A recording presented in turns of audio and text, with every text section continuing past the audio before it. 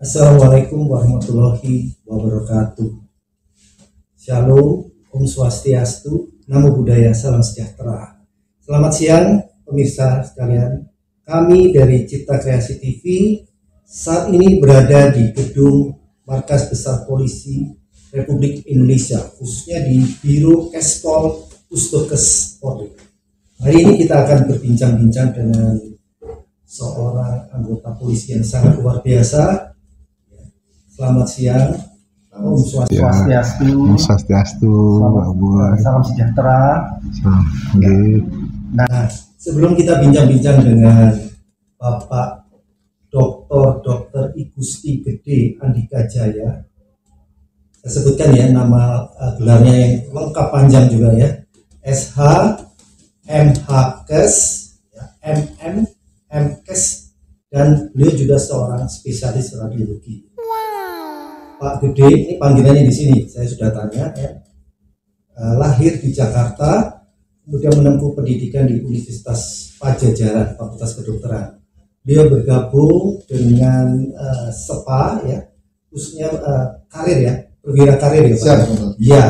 Kemudian setelah itu juga mengambil spesialis radiologi di tempat yang sama di Universitas Padjadjaran. Beliau juga mendalami ilmu hukum ya. Kemudian melanjutkan juga di Magister Hukum Kesehatan. Dan terakhir beliau menempuh pendidikan S3 Hukum di Universitas Borobudur dan sudah menyelesaikan disertasinya dan mendapatkan gelar seorang dokter hukum. Ini suatu hal yang istimewa. Hari ini kita bisa berbincang-bincang dengan seorang anggota Polri yang luar biasa. Nah, saya punya pertanyaan yang pertama Pak, yaitu pertanyaan mengenai hubungannya dengan disertasi Bapak juga. Ya. Mengenai ini Pak, Bapak tahu ada temuan jenazah di salah satu universitas di lantai 6 di Medan. Ya. Dan itu menjadi suatu indikasi apakah itu penculikan jenazah atau dan sebagainya. Nah, yang saya mau tanyakan selama ini apakah sudah ada peraturan perundang-undangan yang berhubungan dengan penggunaan jenazah ini di Fakultas Kedokteran? Terima kasih Dr. Andreas dan Pak Boy, selamat siang. Terkait tentang peraturan atau regulasi mengenai penggunaan jenazah untuk pendidikan kedokteran, sesungguhnya memang sudah ada aturan yang digunakan oleh kita di Indonesia. Salah satunya adalah peraturan pemerintah nomor 18 tahun 1981. Itu terkait tentang bedah mayat anatomi, bedah mayat klinis, dan transplantasi organ. Di dalam peraturan pemerintah itu juga sudah menyebutkan tentang bagaimana cara untuk memperoleh jenazah yang digunakan nantinya pada pendidikan kedokteran. Misalnya salah satunya adalah bahwa jenazah itu yang boleh digunakan pada pendidikan kedokteran itu adalah jenazah yang tidak ada pemiliknya atau tidak ada identitasnya. Kemudian yang kedua, diatur juga bahwa jenazah boleh yang ada identitasnya, tetapi tidak diurus oleh keluarganya, gitu, dokter, mohon izin.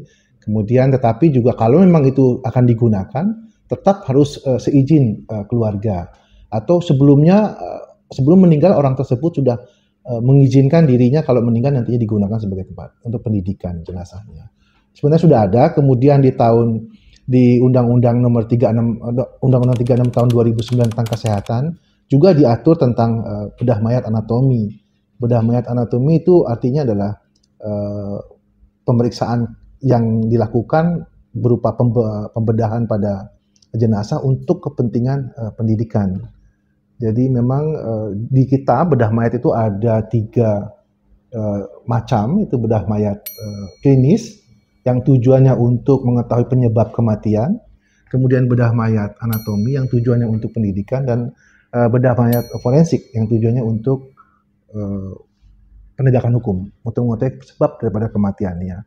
Ya, memang ini juga diatur di Undang-Undang 36 tahun 2009 tentang kesehatan, diatur tentang bedah mayat ini. Apa tujuan-tujuan dari bedah mayat, yang salah satunya tentang bedah mayat anatomi untuk kepentingan pendidikan. Kemudian juga ada undang-undang terbaru tentang kesehatan nomor 17 tahun 2023, itu juga menyebutkan tentang bagaimana penggunaan bedah mayat anatomi, walaupun tidak terlalu banyak pasal yang disebutkan di sana.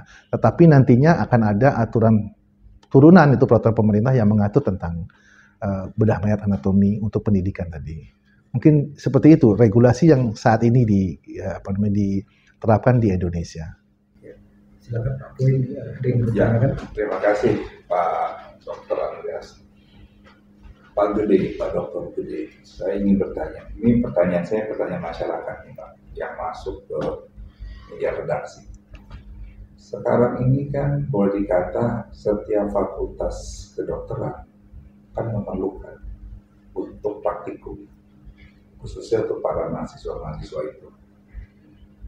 Ya, kalau sekarang yang sebetulnya kan yang bagusnya menggunakan mayat sesungguhnya ya. Betul. Bukan mayat-mayatan. Betul Pak Boy, ya. Nah, ini sekarang saya banyak bicara dengan teman-teman dosen, teman-teman mahasiswa. Ini kesulitan Pak untuk mencari mayat. Nah, coba tolong Bapak bisa memfasilitasi atau memberikan suatu penjelasan kepada kita semua. Kalau misalnya korban, misalnya mohon maaf ya, misalnya ambil yang begal-begal, yang penjahat-penjahat, yang mungkin ditembak di luar polisi gitu ya. Sebelum kita makamkan, kita gunakan dulu untuk pembelajaran, itu gimana Pak? Menurut Bapak, silakan Pak. Terima kasih Pak Boy. Pertanyaannya menarik, itu cukup sulit. Pak Boy, jadi memang saat ini jenazah yang digunakan di di Fakultas Kedokteran yang ada di Indonesia, kita tahu sejak adanya COVID kan jumlah dokter juga menjadi korban. Tenaga kesehatan, dokter juga cukup banyak, sehingga di Indonesia memang perbandingan dokter dengan penduduk tidak pas. Sejatinya 1:1000 penduduk, tetapi kita masih 1:1400 gitu ya, penduduk. Sehingga memang dengan kemarin juga ada tenaga kesehatan termasuk dokter yang wafat karena COVID, itu juga menyebabkan jumlah dokter makin berkurang. Sehingga Menteri Kesehatan dan Menteri Pendidikan melakukan kerjasama untuk membuka fakultas-fakultas kedokteran. Semakin banyak fakultas kedokteran di saat ini dan semakin juga banyak mahasiswanya. Sehingga butuh sarana prasarana tadi, Pak Boy. Sehingga perlu salah satunya jenazah. Ya. Tetapi dengan perkembangan teknologi, beberapa fakultas kedokteran ini setelah saya diskusi sempat beberapa dekan fakultas kedokteran, mereka menggunakan alternatif selain jenazah, yaitu dengan secara virtual. Jadi gambar-gambar tentang anatomi, nah itu yang digunakan oleh beberapa fakultas. Tetapi memang seperti Pak Boy sampaikan, idealnya itu adalah mahasiswa kedokteran itu menggunakan jenazah beneran gitu, dibandingkan dengan secara virtual atau gambar-gambar. Kenapa? Karena memang kita bayangkan seperti kalau ada tenaga kerja kita yang mau berangkat ke luar negeri untuk menjadi pengasuh, belajarnya tuh pakai boneka. Ya. Berbeda dengan yang belajar dengan bayi beneran gitu kan. Malah pasti kualitasnya berbeda itu. Kalau sekarang saking canggihnya pakai AI ya. Intelligent. Itu makin sebetulnya menurut saya artinya tidak menjiwai sekali kan. Nah betul Pak Boy, saya sepakat itu. Memang nanti hasil kualitas dokter yang dihasilkan beda pastinya dengan yang belajar secara virtual, itu diyakini. Dan beberapa dekan tuh menyebutkan bahwa memang paling ideal kembali ke jenazah, karena itu ada rasa, lihat, raba terhadap preparasi jenazah itu. Nah terkait tadi bagaimana kalau memang begal-begal tadi digunakan, dimanfaatkan sebagai sarana untuk jenazah gitu. Aturan kita memang belum memungkinkan. Juga saat ini juga selain itu satu pihak teknologi untuk identifikasi jenazah itu. Kan aturannya hanya saat ini menggunakan jenazah yang tidak diketahui identitasnya. Kemudian atau keluarga mengizinkan yang ada. Nah, yang tanpa identitas ini sangat sulit. Karena memang makin canggih proses identifikasi. Ada DNA, ada gigi geligi, ada sidik jari, ada kependudukan, udah dukcapil, udah susah sekali. Jadi betul-betul sebenarnya mudah sekali mengidentifikasi orang jenazah tanpa identitas. Karena memang teknologi sudah canggih. Nah, oleh karena itu memang aturan kita apabila si begal ini ada keluarganya, aturannya masih harus menghubungi pihak keluarga. Kita menyebutkan memang misalkan ada jenazah, harus ditentukan 1 kali 24 jam. 2 kali 24 jam, apakah sudah ada keluarganya hadir untuk mengurus itu. Aturannya seperti itu. Dan kemudian kalau itu tidak ada juga tetap harus diawetkan selama sebulan. Dan pemerintah, dalam hal ini yang bertanggung jawab rumah sakit atau pihak pemerintah, Pemda, mengumumkan secara publik kepada publik bahwa ini punya siapa nih. Nah, dikasih waktu di aturan itu memang 1 bulan. Setelah 1 bulan bisa digunakan sebagai jenazah untuk pendidikan kedokteran. Seperti itu. Kalau misal sudah 1 bulan dia kan mungkin menggunakan pengawet ya, itu kan akan beda. Saya punya pengalaman waktu itu, waktu saya masih kuliah dulu. Waktu itu tahun 87 kalau nggak salah ada pembunuhan yang mutilasi yang dipotong 13 itu. Itu kan sampai saya lihat sendiri tuh kepalanya terpisah ini bisa aja. Memang itu dilakukan oleh para dokter-dokter ya semuanya termasuk mahasiswa ini juga. Tapi kalau yang sudah memakai pengawet masih akan beda. Kalau kita mohon maaf Pak Dokter ya, kalau saya salah, cara nyayatnya mungkin formalnya pedesnya di mata, atau gitu kan beda. Makanya melalui podcast kita bincang-bincang ini kan, podcast kita yang diharapkan adalah podcast edukasi. Mudah-mudahan di sini bisa mendapatkan solusi yang terbaik dari bincang-bincang kita ini. Nah, saya mau bertanya lagi nih Pak Dokter. Kalau sekarang kan kita boleh dikatakan krisis mayat, Pak. Oh, okay. Krisis, mohon maaf nih Pak ya, bukan kita nyambing. Krisis mayat guna untuk pembelajaran. Okay.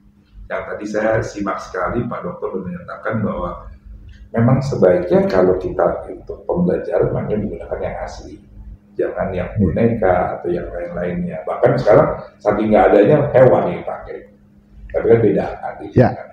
Nah, kira-kira kalau misalnya Pak Dokter, kebetulan di kepolisian, bisa nggak kita mendorong ya, kira-kira nih ya jadi korban kejahatan, ya pembegal apa, kita ginikan dulu, kita gunakan dulu untuk pembelajaran. Nanti prosedurnya berapa lama baru kita kembalikan ke pemerintah. Ini mudah-mudahan ini bisa masukan juga bagi pemerintah. Gimana menurut Pak Dokter? Terima kasih Pak Boy, semakin menarik, semakin rumit Dr. Andreas pertanyaannya beliau. Tapi Pak Boy udah jadi penguji. Oh iya, bukan penguji disertasi gitu ya Pak. Sudah diwakili. Jadi memang Pak Boy, aturannya itu memang belum memungkinkan. Tetap masih aturan yang ada di kita itu di PP 18/1981 tadi, kemudian juga ada Undang-Undang Kesehatan 36/2009, kemudian lanjut Undang-Undang Kesehatan Nomor 17 Tahun 2023. Yang undang-undang ini juga aturan tentang jenazah untuk atau bedah mayat anatomi untuk pendidikan itu, kedokteran ini semakin diaturnya semakin sedikit gitu. Dan undang-undang ini mencabut undang-undang yang ada di sebelumnya. 14 undang-undang tentang kesehatan itu dicabut, termasuk undang-undang 36 2009 tentang kesehatan tadi dicabut dan tidak berlaku lagi, sehingga pengaturan itu agak memang hilang gitu. Dan undang PP 18/1981 juga dicabut oleh PP 53 2021 tentang transplantasi organ.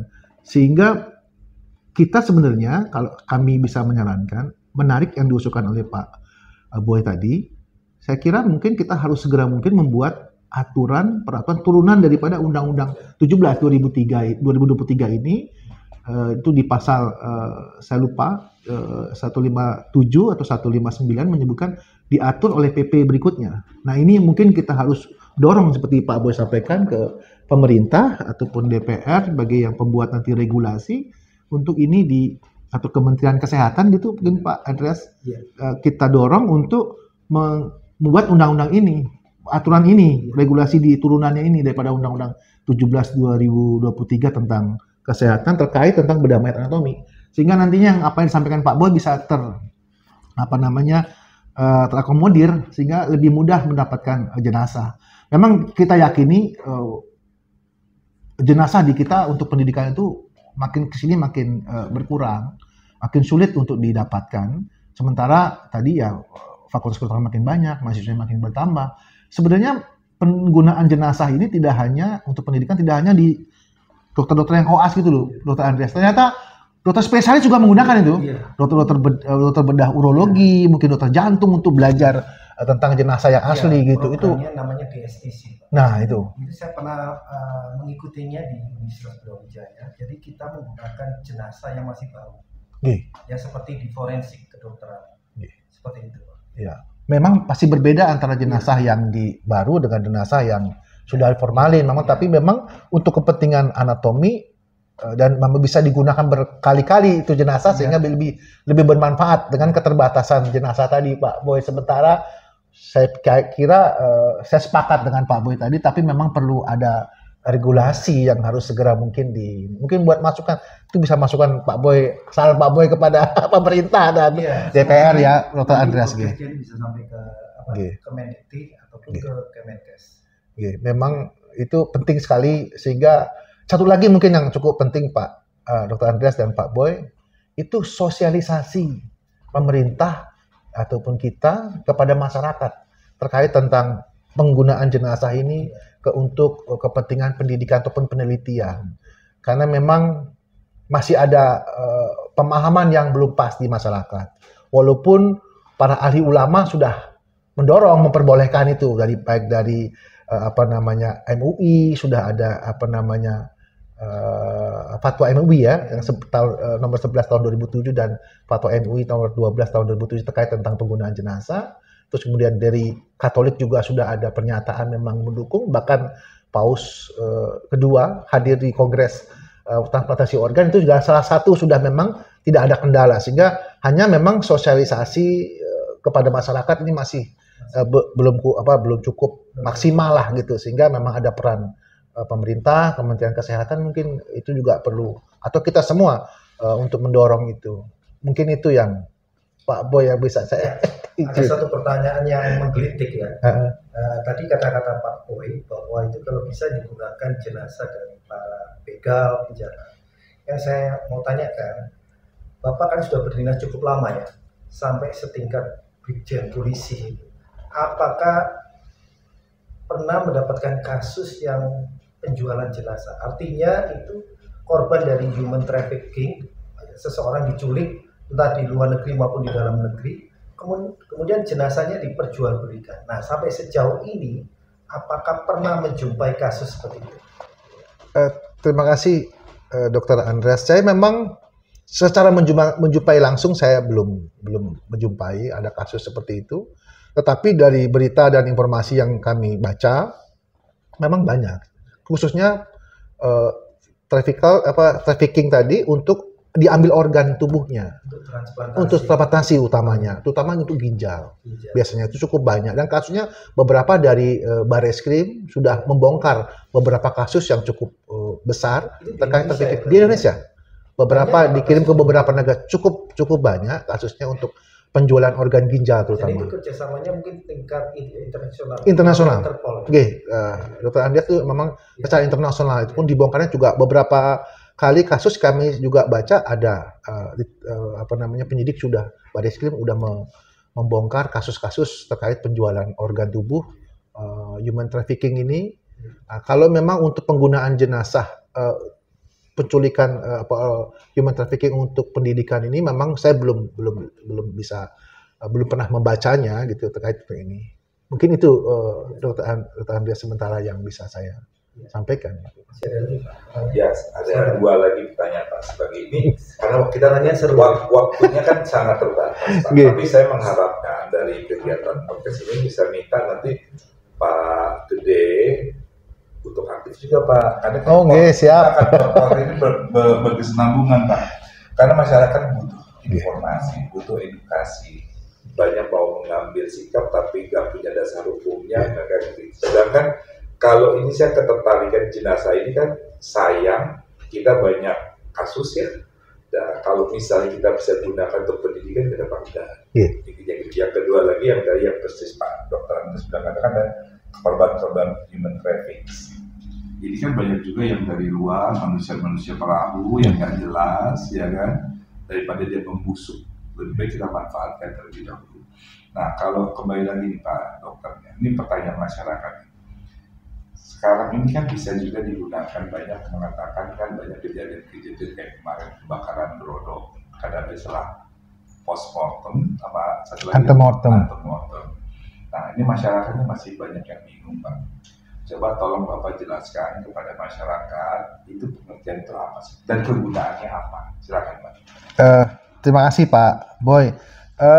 Terkait tentang antemortem dan postmortem itu sebenarnya adalah pada proses kejadian bencana kita melakukan kegiatan DVI, jadi Disaster Victim Identification, jadi proses untuk mengidentifikasi korban akibat bencana. Nah ini biasanya memang untuk menentukan identifikasi tersebut ada tahapan-tahapannya. Di Polri memang sudah ada bidang khusus untuk DVI. Tahapan-tahapan salah satunya adalah antemortem. Sampai dengan postmortem akan konsolidasi kemudian disampaikan ke publik ataupun ke keluarga bahwa ini jenazahnya X adalah ini. Nah, antemortem itu adalah proses pendataan data-data yang dikumpulkan dari sebelum orang meninggal atau jenazah itu ditemukan. Jadi nanti dilihat dari masyarakat yang merasa kehilangan keluarganya itu memberikan data-datanya. Nanti data-data itu kita kumpulkan. Kita akan cocokkan dengan pihak atau korban nantinya itu ya antemortem sebelum meninggal gitu, mortem gitu. Kemudian yang postmortem setelah dia. Jadi nanti pada saat postmortem itu dikumpulkan data-data yang ada di jenazah tersebut atau korban tersebut. Diidentifikasi baik itu sidik jarinya, gigi-giginya seperti apa. Peran forensik sangat besar pada saat di postmortem. Nah, antara postmortem dan antemortem dicocokkan gitu, disesuaikan. Kemudian bahkan kalau belum ada juga keterangannya akan diambil DNA-nya dari korban tersebut untuk diperiksa ini DNA dan DNA-nya akan dicocokkan dengan DNA keluarga yang dimungkinkan. Mana yang DNA-nya itu yang sama atau serupa mirip cocok dengan korban yang. Nah, ini nanti kemudian dikonsolidasikan antara data itu semua untuk ditetapkan jenazah ini adalah yang bersangkutan atau bukan gitu. Satu lagi nih Pak Dokter, ini masih ada kaitan dengan temanya, jadi tidak menyimpang ya. Artinya selama kegiatan postmortem antemortem ini bisa nggak pada saat pendidikan kita juga melibatkan jenazah itu untuk dunia pendidikan. Jadi sambil kita mencari, kita juga membongkar nih ini untuk forensik buat teman-teman mahasiswa kedokteran yang praktek kita gunakan dulu. Jadi ibaratnya mumpung ada jenazah nih mumpung ada jenazah kita jadikan praktek, tapi hanya untuk mengetahui anatomi sambil kita mencari. Nah, kalau saya melihat dari kacamata itu kacamata publik ya, kalau untuk kacamata seorang penyidik itu bisa nggak kita gabungkan mumpung sekalian nih kasar. Oh iya. Pak Boy memang sebenarnya memungkinkan bisa. Banyak juga pada kasus seperti itu kita melibatkan para mahasiswa kedokteran untuk juga belajar, juga membantu proses postmortem itu menjadi lebih baik gitu. Kemudian juga secara regulasi di Undang-Undang Kesehatan yang baru nomor 17 tahun 2023 menyebutkan bahwa untuk kepentingan penegakan hukum dan administrasi kependudukan diwajib dilakukan bedah mayat. Dan bedah mayat itu memastikan identitas pada pasien. Saat melaksanakan kegiatan itu boleh, nah itu di Undang-Undang Kesehatan menyebutkan boleh disertakan dengan kegiatan penelitian, pendidikan, bahkan bedah mayat anatomi dan bedah mayat klinis. Jadi dimungkinkan hanya di pasal itu hanya satu mengatur tentang itu. Kemudian ada turunan yang harus dibuat. Itulah tadi kembali lagi kita juga mendorong pemerintah ataupun yang terkait stakeholder untuk membuat regulasi ini. Pada intinya memungkinkan Pak Boy untuk itu, karena aturannya ada dan seringnya kita juga melaksanakan seperti itu pada pelaksanaannya gitu Pak Boy. Ya, kembali lagi pemirsa, ini perbincangannya sangat menarik. Hanya waktu kita terbatas, tapi tenang pemirsa, kita akan lanjutkan nih perbincangan pada episode selanjutnya. Nah, sebelum ditutup mungkin Pak Dr. Andreas silahkan bertanya sebelum ditutup. Ya, saya ada satu pertanyaan terakhir Pak. Apakah selama ini jenazah-jenazah yang digunakan oleh Fakultas Kedokteran itu sudah dilaporkan ke kepolisian nggak? Jangan-jangan jenazah itu adalah korban pembunuhan ataupun bunuh diri. Selama bukti ya Pak, di Medan itu ditemukan jenazah di universitas, artinya polisi kan tidak tahu bahwa itu jenazah itu dipakai. Seperti selama ini seperti apa Pak? Tiba-tiba aja jenazah itu ada di universitas gitu, tanpa ada laporan kepolisian. Terima kasih Pak Andreas. Memang ini rumit betul. Tapi memang pastinya secara regulasi bila itu pada saat menggunakan jenazah untuk kepentingan pendidikan, bila ditemukan tanda-tanda kecurigaan akan tindak pidana, wajib itu harus melaporkan kepada pihak penyidik atau kepolisian setempat. Bila jenazah yang digunakan itu kita curigai. Regulasi seperti itu itu diharuskan. Tetapi memang pastinya saya belum tahu datanya apakah memang semua yang ada kecurigaan itu dilaporkan kepada kepolisian atau jenazah yang biasa saja dilaporkan ke kepolisian. Saya belum punya datanya Pak Andreas, mohon maaf sebelumnya. Nanti kami coba carikan, saya coba tanyakan gitu. Kemudian juga memang jenazah yang ada di kita pada umumnya memang berasal dari rumah sakit biasanya yang digunakan di pendidikan kedokteran atau ditemukan yang tidak ada identitas diserahkan ke rumah sakit. Nah, dari situ kita tidak perlu lapor polisi ya dalam hal ini. Kalau memang itu dicurigai, biasanya dilaporkan ke polisi. Untuk kalau kematian wajar tidak akan dilaporkan. Tidak akan ke polisi. Tidak wajar ini yang dilaporkan kepada kepolisian dan itu wajib, Pak Dr. Andreas G. Biasanya itu wajib. Sebelum mengakhiri acara hari ini, Bapak mungkin bisa memberikan kesan-pesan untuk pemirsa yang berkaitan dengan topik kita hari ini. Silakan Pak. Terima kasih Dr. Andreas, Pak Boy atas waktunya. Kami menyarankan agar masyarakat ataupun pemirsa untuk bisa apabila menemukan jenazah yang tidak jelas identitasnya untuk segera bisa melaporkan kepada pihak berwajib ataupun penyidik ataupun kantor polisi terdekat. Kemudian penggunaan jenazah untuk kepentingan pendidikan kedokteran sebaiknya dan harus mengikuti ketentuan yang berlaku dalam rangka untuk menjaga kehormatan daripada jenazah tersebut. Kita melihat dari sisi etik, kemudian sosial, dan juga dari agama.